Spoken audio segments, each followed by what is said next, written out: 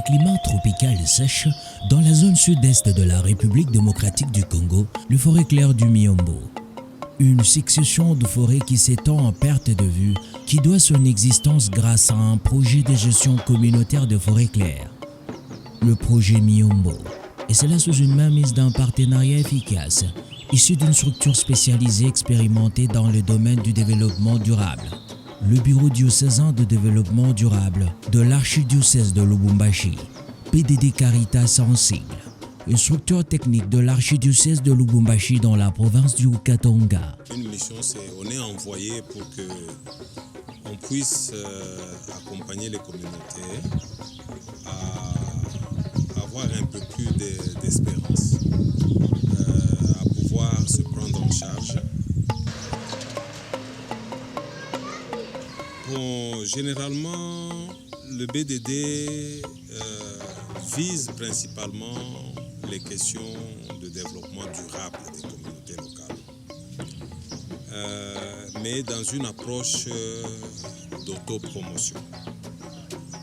C'est-à-dire que ce n'est pas le BDD qui fait pour, mais le BDD accompagne les communautés pour qu'elles puissent compter sur elles-mêmes et qu'elles puissent notamment se sortir des conditions moins humaines vers des conditions plus humaines. Des conditions plus humaines que le BDD Caritas cherche à améliorer, ce qui le place parmi les structures qu'il faut pour la réussite de ces différents projets dans lesquels il est engagé, parmi lesquels plusieurs réalisations ont été réalisées durant son existence dans ce contrée. Et ces réalisations ont toujours tenu compte du contexte du moment. Il y a eu, par exemple, toute la dynamique de la mise en place des centres nutritionnels.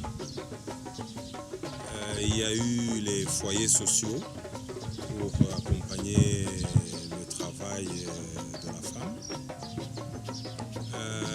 Il y a eu une mise en place notamment de toute la problématique de mobilisation de l'épargne au niveau local. Et là, je vais commencer par ce qu'on a appelé les COPEC avant. Ensuite, après les COPEC, il y a eu les CPD, ce qu'on a appelé les caisses populaires diocésaines, qui plus tard ont migré en caisses populaires pour le développement. Il y a eu à Lubumbashi de grandes associations agricoles au niveau de chaque paroisse et qui ont fédéré. Je pense que vers les années 92, avec toutes les situations de crise entre communautés, etc., on a pu mettre en place la plateforme Shamba La Amani. C'était une plateforme pour permettre que les gens puissent apprendre à retravailler ensemble, à vivre ensemble, à se parler. Donc un grand effort de travail sur la convivialité, le vivre ensemble. Il y a eu un grand travail sur l'accompagnement à la production agricole des ménages, avec des approches d'appui en intrants, mais aussi toute une éducation pour l'agroécologie, notamment les techniques d'agriculture durable. On a réfléchi avec les communautés à des activités génératrices de revenus. Et il y a des communautés, par exemple, qui ont voulu améliorer leur élevage avec des coqs améliorateurs, parce que ce sont les élevages qu'ils ont le plus, qui veulent faire par exemple des cultures maraîchères à grande échelle et faire peut-être une première transformation. C'est le cas d'une communauté où eux, ils ont décidé de cultiver le céleri et quand ils récoltent, ils essayent une première transformation à partir du séchage. Donc on a un peu toute une série d'activités, mais les activités, c'est choisi par les communautés. Donc on fait un travail de réflexion ensemble avec les communautés sur base de leur potentialité pour essayer de voir quelles sont les activités génératrices de revenus qu'ils peuvent mettre ensemble de manière communautaire afin de pouvoir avoir des revenus qu'ils pourront maintenant utiliser pour le développement de leur village. Et on a réalisé plusieurs infrastructures, qu'elles soient scolaires, qu'elles soient sanitaires. Je peux vous donner un cas, par exemple pour les infrastructures scolaires. Dans la zone de Mitoaba, principalement à partir de Cubo, après les difficultés connues par les populations suite aux difficultés des groupes armés, quand les populations ont commencé à se restabiliser, on a accompagné la construction des écoles, une école par exemple à Cubo, une école à Mukana, une école jusque Lusinga, partout là, donc on a construit des écoles pour permettre que les gens rentrent. On a construit aussi d'autres écoles un peu partout dans le diocèse, notamment à Buvumbi avec l'appui de TFM. On a construit des écoles à Pariel Kakanda. Donc il y a comme ça plusieurs activités et la dernière pour laquelle nous sommes ici, c'est cet effort d'accompagnement des communautés à pouvoir obtenir une meilleure sécurité juridique des terres agricoles exploitées. Le projet Myombo est un projet du gouvernement congolais appuyé techniquement par la FAO et financièrement par le Fonds pour l'environnement mondial. Et l'homme dont l'activité avait défiguré le dit type de forêt a décidé de lui redonner les justes valeurs, dont le reflet se traduit par cette coalition entre l'équipe de communauté locale et partenaires techniques du projet. Sur le plan technique, ce que nous faisons, c'est un accompagnement. Au début, c'était une sensibilisation pour qu'ils comprennent c'était quoi en fait l'objet de ce projet, c'est quoi les concessions forestières des communautés locales. Et c'était aussi une compréhension pour qu'ils comprennent que c'est un projet qui est supporté par une loi. Donc l'État agrée cela et surtout que l'État veut que les communautés participent à une gestion. Parce que l'État a compris que s'il devait gérer seul, ça va être difficile. Mais il fallait plutôt la participation des communautés dans cette gestion pour qu'elle soit gérée durablement et qu'on puisse aussi penser aux communautés futures, donc aux communautés à venir. Les différents effets du changement climatique ne passent pas inaperçus, affectent le bien-être de communautés locales dont la production et l'accès aux différentes ressources.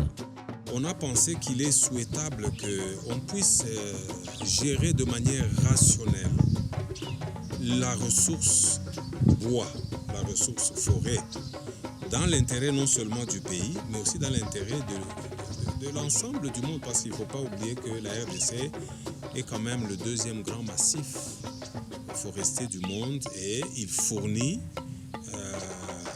une très grande contribution, notamment à l'oxygène du monde. Quand vous regardez la manière dont les forêts sont gérées, c'est plutôt des coupes à blanc. Donc on coupe le bois sans penser à ce que ça sera demain, sans penser aux effets que ça a sur l'environnement, sans penser à demain nos enfants, ils n'ont plus droit à la vie, ils n'auront plus besoin du bois, les effets qu'on a aujourd'hui sur le climat. Cette problématique-là de la gestion des ressources a émergé déjà depuis longtemps et elle a été rejointe par toute la problématique autour des changements climatiques. Nous avions une préoccupation parce que on s'est rendu compte que nous étions en train de promouvoir les pratiques d'agriculture durable, c'est-à-dire les pratiques agroécologiques. Mais pour que ces pratiques puissent notamment être adoptées, se diffuser, on faisait face à des expropriations et des localisations régulières des populations productrices. Et aussi, nous avons accompagné les communautés à s'organiser. On vous a parlé de la gestion, d'une gestion communautaire. Comment va se faire cette gestion? Cela mariant ce terme et justifie le fait que le projet Myombo a été conçu dans l'objectif d'améliorer les conditions de vie de communautés locales, dont au départ la sécurisation de leurs terres en protégeant la forêt tout en la régénérant. Nous avons pensé que pour mieux sécuriser, nous allons utiliser la loi. En regardant la loi nous a donné l'opportunité d'obtenir pour les communautés une concession forestière des communautés locales qu'elle peut gérer dans l'esprit d'une gestion durable des ressources naturelles. Et durant le parcours du projet Miombo, plusieurs activités ont été réalisées par le BDD Caritas et mises en œuvre afin d'atteindre le but et objectif du projet Miombo. Et à cela, on a accompagné les communautés à s'organiser pour la plupart en ASBL, donc une association sans but lucratif qui accompagne la communauté pour gérer, à s'organiser en ASBL, donc l'ASBL qui a les différents organes, l'assemblée communautaire, le comité de gestion, qui est un peu comme le comité exécutif, le comité des sages, et le comité de suivi. Et c'est comme ça que nous avons dit, nous allons marier les deux objectifs. Mieux sécuriser les terres des producteurs, mais aussi mieux gérer les ressources disponibles. Ayant participé aux études lancées par la FAO sur les différentes stratégies de gestion communautaire des forêts claires, un partenariat est conclu entre ces deux structures techniques du projet Miombo. Nous avons participé à cela et finalement nous avons été effectivement identifiés comme une structure ressource dans ce domaine et c'est comme ça que nous avons été retenus par la FAO comme un partenaire pouvant collaborer à ce projet. Et là, nous les avons plus à accompagner, à réfléchir davantage sur la manière dont ils peuvent tirer profit de leur forêt. On leur a plus fait voir que c'est une mine d'or qu'ils ont. À ce niveau, l'étape d'information, communication et mobilisation de la communauté locale autour du projet fut lancée. Et là, nous avons même été parmi les structures qui ont proposé qu'on présente d'abord à la communauté les dispositions légales. Donc nous avons travaillé sur, la compréhension de toute l'opportunité que la loi nous donne et deuxièmement, la construction de la confiance en soi des communautés en constatant que les autres communautés qui étaient dans les mêmes conditions avaient pu obtenir des résultats sur cet aspect. Donc ça a été la première grande étape, c'est l'aspect de information, communication, mobilisation. Avec les communautés locales, sont lancés le processus de constitution de demande de concession forestière sur base de lettres de demande. Nous sommes passés à l'étape d'expression notamment de l'engagement ou de l'adhésion de ces communautés à ce projet. Alors, cela devait se faire à travers les lettres. Donc, la communauté qui adhérait à cette démarche exprimait son adhésion et elle écrivait une lettre de dire voilà, moi je m'engage à pouvoir collaborer, etc. Et cela, ça a été fait essentiellement en s'appuyant sur les structures des ayants droit d'Ignagé. Et ce sont ceux-là qui ont exprimé ces lettres. En étape qui n'aurait pas lieu sans le processus technique le plus important qui nous amène à la vraie gestion durable de forêt. Avant qu'on en arrive à ces demandes, nous sommes passés par l'étape notamment du diagnostic participatif. Parce que si une communauté dit « moi je voudrais obtenir 10 000 hectares », voici ma terre, eh bien il faut qu'on ait des preuves que la terre sur laquelle elle a des prétentions est une terre qui effectivement fait partie de la forêt de la communauté et qu'elle n'est pas en conflit et qu'il n'y a pas de conflit autour de cette terre. Donc on fait une cartographie participative. Ensuite, on vient valider cette cartographie en présence de tous les villages voisins. Et ce sont ces PV-là, avec les demandes d'adhésion, que nous mettons ensemble pour pouvoir solliciter auprès de l'autorité, notamment un arrêté d'octroi. En termes d'attribution des arrêtés de concession de forêt de communautés locales, 5 de communautés accompagnées par le BDD, parmi les 20 communautés ayant obtenu des arrêtés dans ces contrées. Cela a joué un rôle capital sur la participation d'autres communautés ayant été résistantes au projet. On a obtenu en une fois, de la part de l'actuel gouverneur de la province du Haut-Katanga, 20 arrêtés d'octroi. Et on est dans un autre processus qu'on va certainement obtenir. Mais nous avons encore en ce moment 10 autres communautés qui sont en processus et pour lesquelles nous venons de finir à rassembler tous les documents et nous allons maintenant les soumettre à l'autorité pour que on puisse espérer obtenir pour ces communautés-là aussi les arrêtés d'octroi des concessions forestières.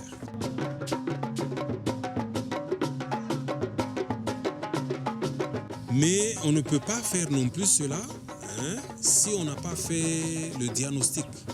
Alors, ça fait partie des dossiers aussi. Donc nous faisons la cartographie, mais aussi nous faisons le diagnostic socio-économique. Par exemple, lors des inventaires multi-ressources dans la forêt, il y avait un comité qui était composé avec des techniciens, mais aussi avec des membres de la communauté.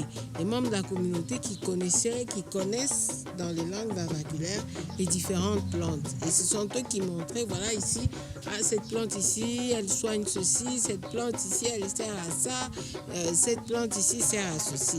Donc tous ces inventaires-là, on est allé les restituer à la communauté après avoir fait ces inventaires pour que la communauté se rende compte des richesses qu'elle a et à partir de là, de réfléchir ensemble avec la communauté pour leur faire voir que voilà, dans notre forêt ici, on a par exemple tel arbre, telle partie, il y a autant d'arbres, donc on peut faire telle ou telle autre activité.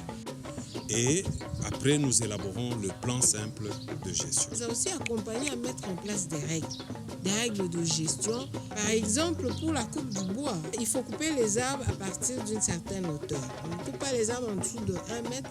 Comme ça permet aux arbres de se régénérer. Éviter les coupes en blanc. On ne coupe pas, par exemple, un arbre qui a un diamètre qui est en dessous de telle dimension.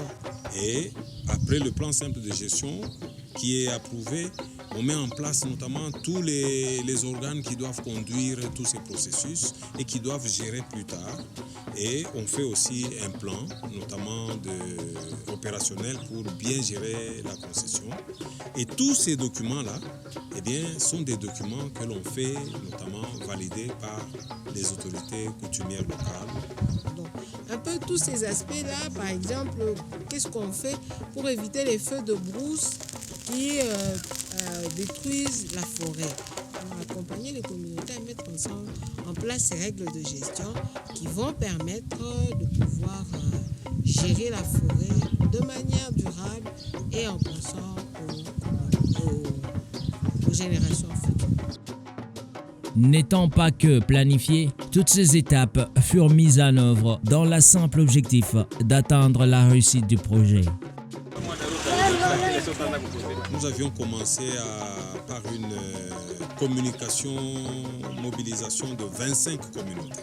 En termes d'activité, comme on a dit, donc il y a eu ces sensibilisations et on est passé à des phases d'expérimentation. Par exemple, la question de gestion des terres de manière durable.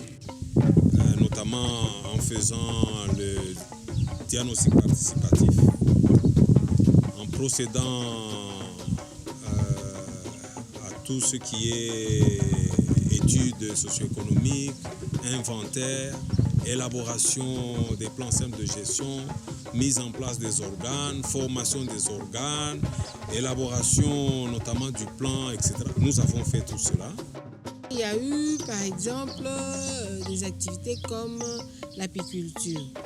Comment ils pouvaient élever les abeilles et produire du miel et les différents sous-produits. On a aussi accompagné les communautés à construire les bureaux. Et la particularité avec le BDD, c'est qu'on a construit des bureaux en blocs de terre comprimés, comme un peu sur le modèle de ceux que vous avez derrière moi ici.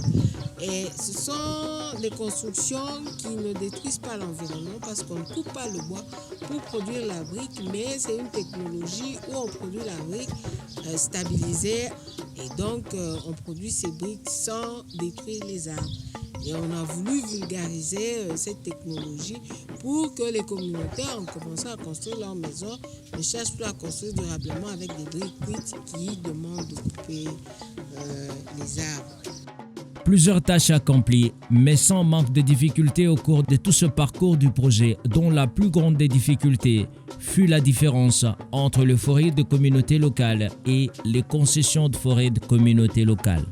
Une chose qui ramène le BDD Caritas à sa marque de vulgarisateur. La notion de concession forestière des communautés locales dit sur toute cette étendue de forêt, vous voulez en gérer spécifiquement combien? Sur cette forêt, on va mettre en place notamment des structures de gestion. Ces structures de gestion doivent être participatives et elles doivent référer en définitive aux chefs coutumiers. Alors les chefs coutumiers, pour eux, c'était comme si on leur arrachait une certaine autorité sur ces terres. Or, ce n'était pas le cas. Parce que la gestion participative inclut tous ceux qui sont dans la communauté. C'est là qu'on a fait comprendre aux communautés qu'il faudrait respecter les droits des chefs.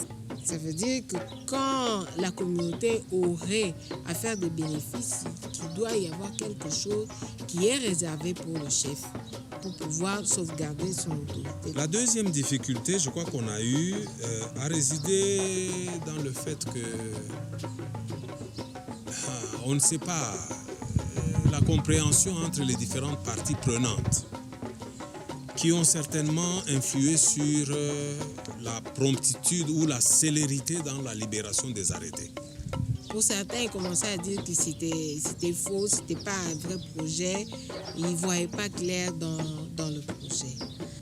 Pourquoi? Parce que, il y avait une influence notamment des chefs coutumiers qui ne comprenaient pas très bien, mais il y avait aussi l'intérêt de certains miniers qui considéraient que si on octroyait des droits aux communautés, il y aurait comme du marchandage ou de la spéculation autour de l'accès à ces terres, etc. Mais une autre des difficultés fut le tiraillement entre les communautés locales autour du projet. Donc l'une des difficultés, c'était le scepticisme des communautés. Il y a même des communautés qui ont refusé carrément d'être partie prenante au projet. Ce n'est que par après qu'elles se sont rendues compte que c'était à leurs avantages quand les autres communautés ont pu obtenir les arrêtés. Pour les communautés, les allochtones, comme on dit, ont eu tendance notamment à être les plus actifs dans les communautés. Alors, cela a été un peu source d'inquiétude. Je ne peux pas dire que c'est seulement inquiétude ou jalousie, je ne sais pas. Mais ça a été source d'inquiétude pour ce qu'on peut qualifier des endroits lignagés. Pour d'autres, c'était arriver à imaginer qu'on puisse tirer des bénéfices des forêts pour l'intérêt des communautés. Pourquoi? Parce que les forêts ont toujours été gérées par les chefs de village. Alors pour eux, c'était difficile d'imaginer qu'un jour, cette forêt puisse être rentable par rapport à la communauté. L'application de certaines normes nationales qui remettent en valeur les normes et règlements édités par la loi sur l'exploitation de forêts, le type d'arbre et les dimensions à couper. Mais l'impression que nous avons, c'est que ça a été plus une loi qui a été montée sur les forêts, et qui sont plus les forêts équatoriales, que sur les forêts claires des Miombo, où, vous voyez, le temps de croissance d'une essence, ça peut aller jusqu'à 15-20 ans. Alors là, ça a été objet de négociation, mais dernièrement, on a constaté quand même que le gouvernement central a montré suffisamment d'ouverture par rapport à la prise en compte des réalités spécifiques des forêts des Miombo. La plus grande étape à affronter reste l'effectivité de gestion des concessions de forêts de communautés locales, suivant la mise en exécution de plans simples de gestion, avec plus de leçons qui l'accompagnent. La transparence de l'acteur accompagnant les communautés locales étant la plus importante, ainsi que l'implication réelle des autorités politico-administratives. Elles ne sont pas méchantes, les autorités politico-administratives et coutumières. mais elles ont besoin d'avoir une information objective.